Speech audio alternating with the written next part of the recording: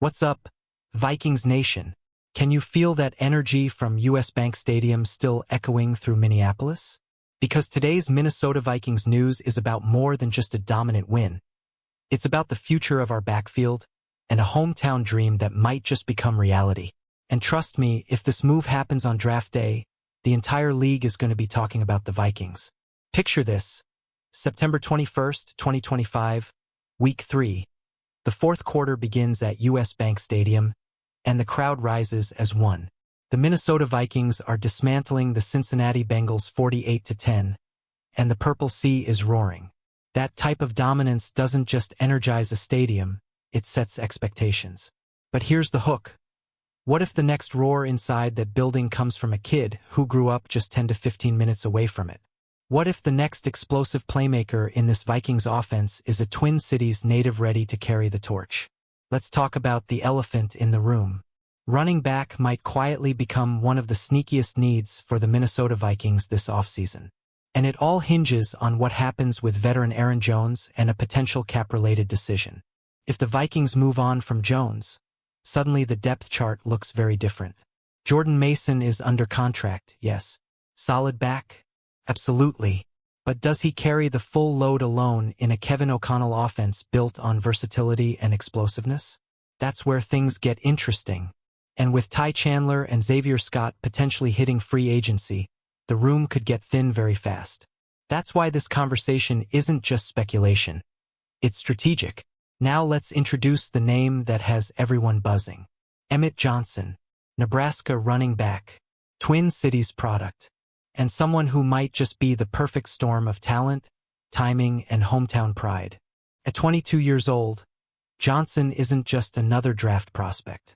He attended Academy of Holy Angels in Richfield, Minnesota, where he absolutely dominated as a senior. We're talking nearly 2,500 rushing yards and 42 touchdowns, earning Minnesota Mr. Football honors. And here's the twist: the Golden Gophers didn't offer him a scholarship. So he packed his bags and went to Nebraska, carrying that chip on his shoulder. His college journey wasn't instant stardom. He redshirted his first year, then spent 2 seasons in a timeshare, compiling 1,009 rushing yards and 3 touchdowns combined. Solid, but not headline-grabbing. Then came 2025. Boom. Breakout season. 1,451 rushing yards. Another 370 receiving yards. 15 total touchdowns from scrimmage.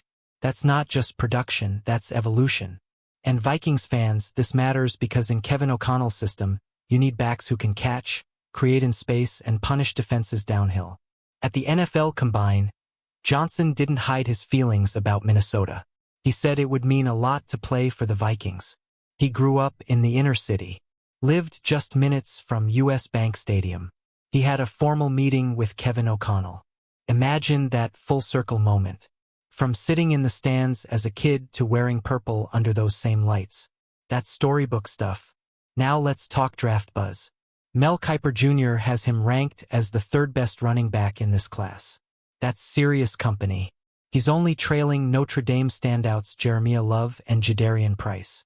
On the consensus NFL mock draft database board, Johnson ranks 4th among running backs and 77th overall. That puts him squarely in day 2 territory, maybe early day 3 if things shift. So here's the question for you, Vikings fans. Would you pull the trigger in the 2nd or 3rd round if he's there? What makes Johnson so intriguing isn't just the numbers. It's the style.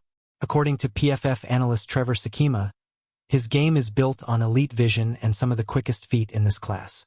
He thrives in man and gap schemes and carries an elite rushing grade over the past 2 seasons. He's also a natural receiver out of the backfield. That's huge in today's NFL. However, there are concerns about bulk and whether he could be overpowered at the next level. But listen to this: he runs with determination, high effort, competitive toughness. That's Vikings football. When asked which players he resembles, Johnson didn't think small. He mentioned Barry Sanders, LaDainian Tomlinson, Christian McCaffrey, even Walter Payton.